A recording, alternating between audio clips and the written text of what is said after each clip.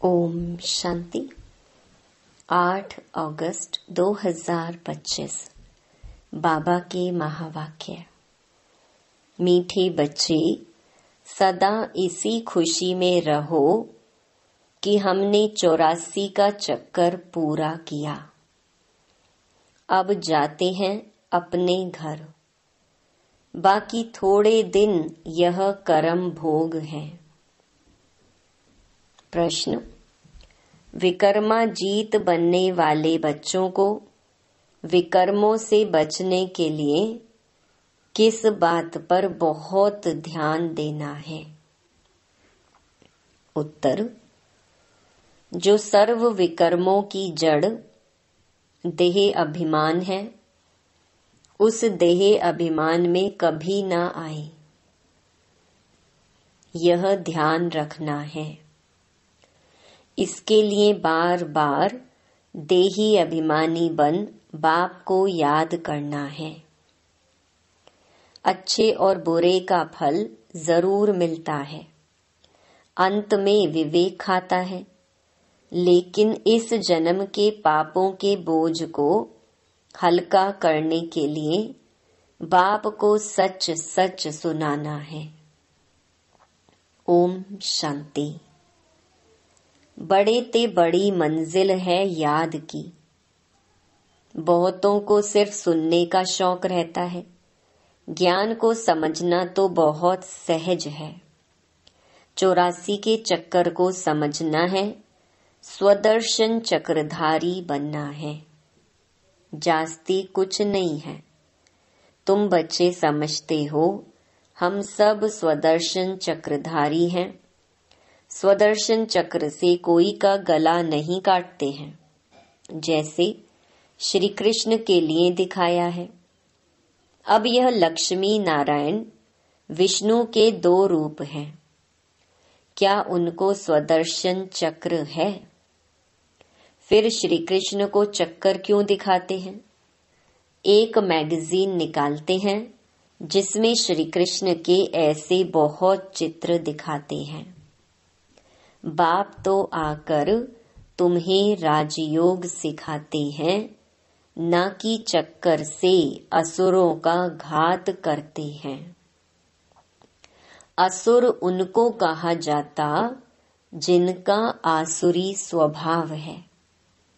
बाकी मनुष्य तो मनुष्य है ना। ऐसे नहीं स्वदर्शन चक्र से बैठ सबको मारते हैं। भक्ति मार्ग में क्या क्या चित्र बैठ बनाए हैं। रात दिन का फर्क है। तुम बच्चों को इस सृष्टि चक्र और सारे ड्रामा को जानना है, क्योंकि सब एक्टर्स हैं। वह हद के एक्टर्स तो ड्रामा को जानते हैं। यह है बेहद का ड्रामा। इसमें डिटेल में नहीं समझ सकेंगे। वह तो 2 घंटे का ड्रामा होता है। डिटेल में पार्ट जानते हैं। यह तो 84 जन्मों को जानना होता है। बाप ने समझाया है, मैं ब्रह्मा के रथ में प्रवेश करता हूँ। ब्रह्मा के भी 84 जन्मों की कहानी चाहिए। मनुष्यों की बुद्धि में यह बातें आ न सके। यह भी नहीं समझते कि 84 लाख जन्म है या 84 जन्म है। बाप कहते हैं, तुम्हारे 84 जन्मों की कहानी सुनाता हूँ। 84 लाख जन्म हो तो कितने वर्ष सुनाने में लग जाए। तुम तो सेकंड में जान जाते हो। यह 84 जन्मों की कहानी है।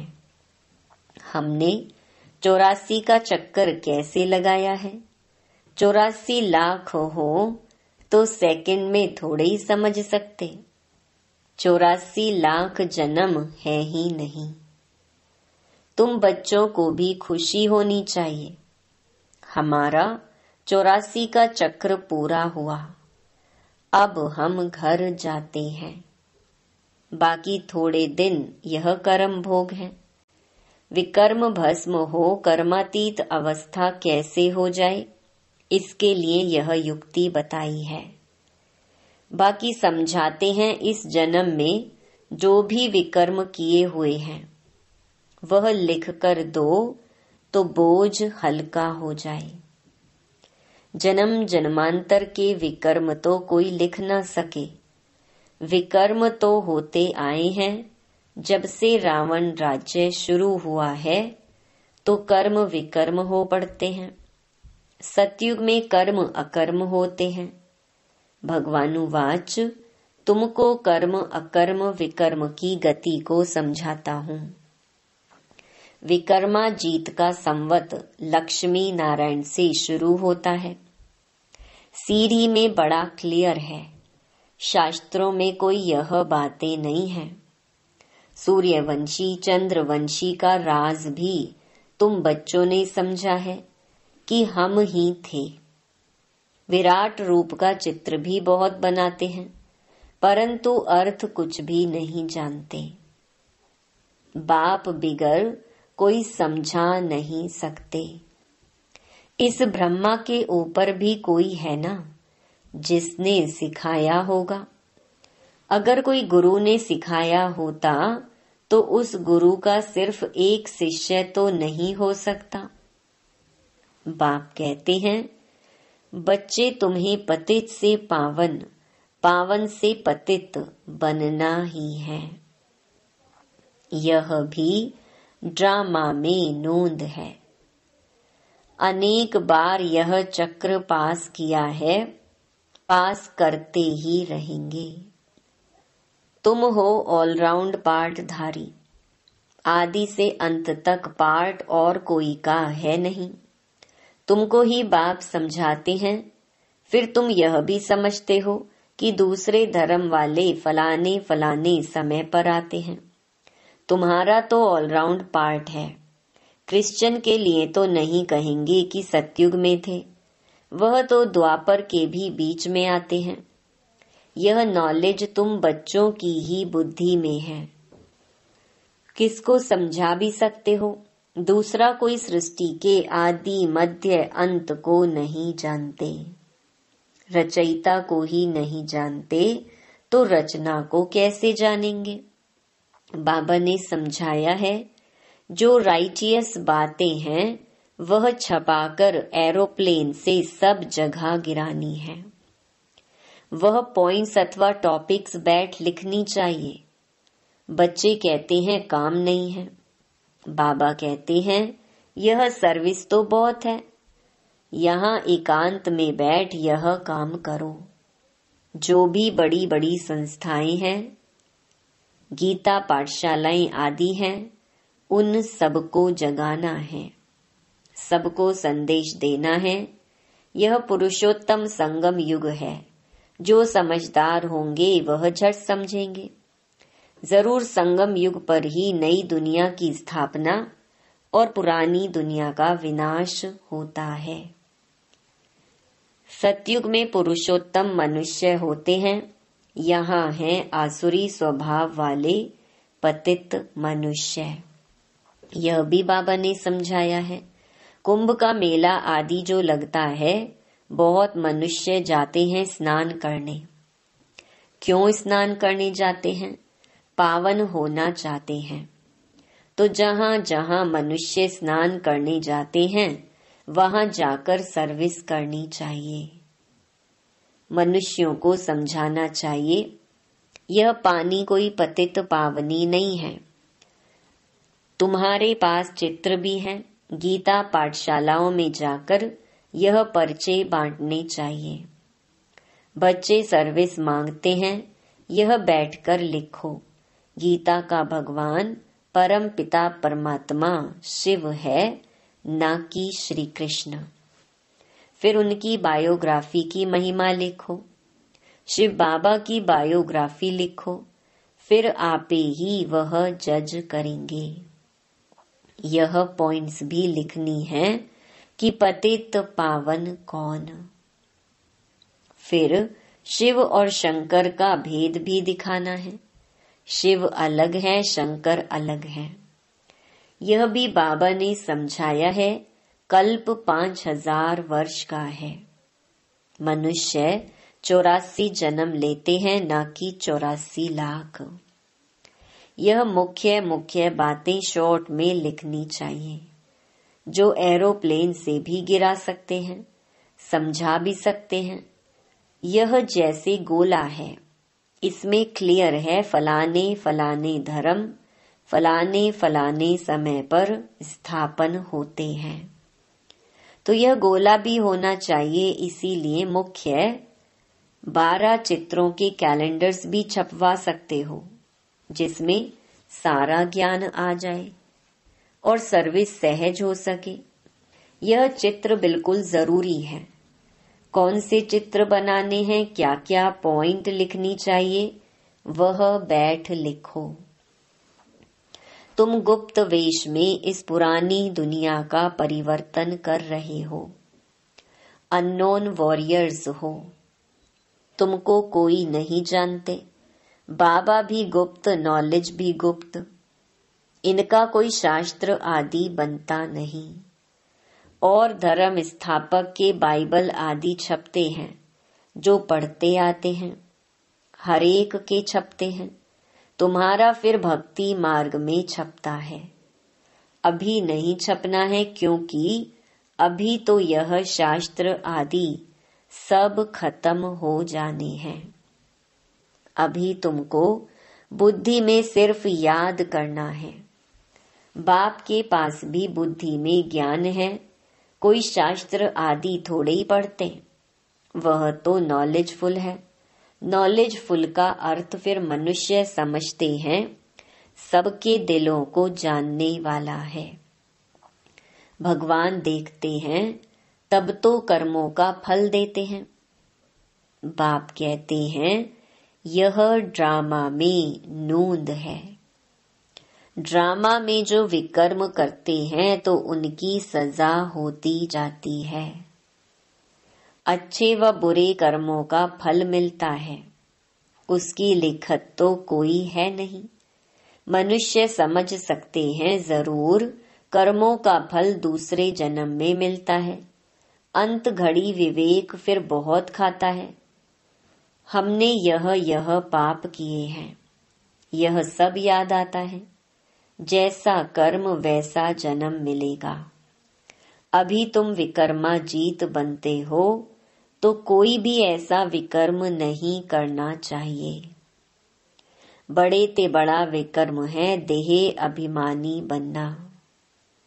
बाबा बार बार कहते हैं, देही अभिमानी बन बाप को याद करो। पवित्र तो रहना ही है। सबसे बड़ा पाप है काम कटारी चलाना। यही आदि मध्य अंत दुख देने वाला है। इसीलिए सन्यासी भी कहते, यह काग विष्टा समान सुख है। वहां दुख का नाम नहीं होता, यहाँ दुख ही दुख है। इसीलिए सन्यासियों को वैराग्य आता है, परंतु वह जंगल में चले जाते हैं। उन्हों का है हद का वैराग्य, तुम्हारा है बेहद का वैराग्य। यह दुनिया ही छीछी है। सब कहते हैं, बाबा आकर हमारे दुख हर कर सुख दो। बाप ही दुख हरता सुख करता है। तुम बच्चे ही समझते हो कि नई दुनिया में इन देवताओं का राज्य था। वहां किसी भी प्रकार का दुख नहीं था। जब कोई शरीर छोड़ता है तो मनुष्य कहते हैं स्वर्गवासी हुआ, परंतु यह थोड़े ही समझते कि हम नरक में हैं। हम जब मरे तब स्वर्ग में जाएं, परंतु वह भी स्वर्ग में गया व यहाँ नरक में आया। कुछ भी समझते नहीं। तुम बच्चे 3 बाप का राज भी सबको समझा सकते हो। 2 बाप तो सब समझते हैं, लौकिक और पारलौकिक, और यह अलौकिक प्रजापिता ब्रह्मा फिर है यहाँ संगम युग पर। ब्राह्मण भी चाहिए ना। वह ब्राह्मण कोई ब्रह्मा के मुख वंशावली थोड़ी है। जानते हैं ब्रह्मा था, इसीलिए ब्राह्मण देवी देवता नमः कहते हैं। यह नहीं जानते कि किसको कहते हैं, कौन से ब्राह्मण। तुम हो पुरुषोत्तम संगम युगी ब्राह्मण, वह है कलयुगी। यह है पुरुषोत्तम संगम युग, जब तुम मनुष्य से देवता बनते हो। देवी देवता धर्म की स्थापना हो रही है, तो बच्चों को सब पॉइंट्स धारण करनी है और फिर सर्विस करनी है। पूजा करने व श्राद्ध खाने पर ब्राह्मण लोग आते हैं, उनसे भी तुम चिट चैट कर सकते हो, तुमको सच्चा ब्राह्मण बना सकते हैं। अभी भादों का मास आता है, सभी पितरों को खिलाते हैं, वह भी युक्ति से करना चाहिए, नहीं तो कहेंगे कि ब्रह्मा कुमारियों के पास जाकर सब कुछ छोड़ दिया है। ऐसा कुछ नहीं करना है जिसमें नाराज हो। युक्ति से तुम ज्ञान दे सकते हो। जरूर ब्राह्मण लोग आएंगे तब तो ज्ञान देंगे ना। इस मास में तुम ब्राह्मणों की बहुत सर्विस कर सकते हो। तुम ब्राह्मण तो प्रजापिता ब्रह्मा की औलाद हो। बताओ ब्राह्मण धर्म किसने स्थापन किया? तुम उन्हों का भी कल्याण कर सकते हो घर बैठे। जैसे अमरनाथ की यात्रा पर जाते हैं, वे सिर्फ लिखत से इतना नहीं समझेंगे, वहां बैठ समझाना चाहिए, हम तुमको सच्ची अमरनाथ की कथा सुनाई। अमरनाथ तो एक को ही कहा जाता है। अमरनाथ अर्थात जो अमरपुरी स्थापन करे, वह है सतयुग। ऐसे सर्विस करनी पड़े, वहां पैदल जाना पड़ता है। जो अच्छे अच्छे बड़े बड़े आदमी हो, उनको जाकर समझाना चाहिए। सन्यासियों को भी तुम ज्ञान दे सकते हो। तुम सारी सृष्टि के कल्याणकारी हो। श्रीमत पर हम विश्व का कल्याण कर रहे हैं, बुद्धि में यह नशा रहना चाहिए। अच्छा, मीठे मीठे सिकिलधे बच्चों प्रति मात पिता बाप दादा का याद प्यार और गुड मॉर्निंग। रूहानी बाप की रूहानी बच्चों को नमस्ते। धारणा के लिए मुख्य सार। पहला, जब एकांत व फुर्सत मिलती है तो ज्ञान की अच्छी अच्छी पॉइंट्स पर विचार सागर मंथन कर लिखना है। सबको संदेश पहुंचाने व सबका कल्याण करने की युक्ति रचनी है। दूसरा, विकर्मों से बचने के लिए देही अभिमानी बन बाप को याद करना है। अभी कोई भी विकर्म नहीं करना है। इस जन्म के किए हुए विकर्म बाप दादा को सच सच सुनाने हैं। वरदान, अटल भावी को जानते हुए भी श्रेष्ठ कार्य को प्रत्यक्ष रूप देने वाले सदा समर्थ भव।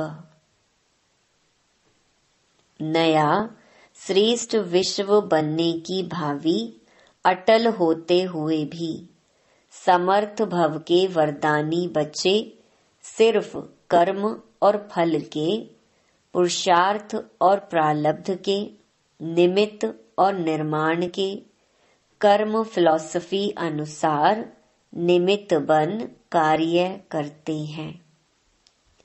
दुनिया वालों को उम्मीद नहीं दिखाई देती और आप कहते हो यह कार्य अनेक बार हुआ है, अभी भी हुआ ही पड़ा है, क्योंकि स्व परिवर्तन के प्रत्यक्ष प्रमाण के आगे और कोई प्रमाण की आवश्यकता ही नहीं। साथ साथ परमात्म कार्य सदा सफल है ही। स्लोगन, कहना कम करना ज्यादा। यह श्रेष्ठ लक्ष्य महान बना देगा। अव्यक्त इशारे। सहज योगी बनना है तो परमात्म प्यार के अनुभवी बनो। सेवा में व स्वयं की चढ़ती कला में सफलता का मुख्य आधार है एक बाप से अटूट प्यार। बाप के सिवाय और कुछ दिखाई ना दे। संकल्प में भी बाबा, बोल में भी बाबा, कर्म में भी बाप का साथ, ऐसी लवलीन स्थिति में रह एक शब्द भी बोलेंगे तो वह स्नेह के बोल दूसरी आत्मा को भी स्नेह में बांध देंगे। ऐसी लवलीन आत्मा का एक बाबा शब्द ही जादू मंत्र का काम करेगा। अच्छा, ओम शांति।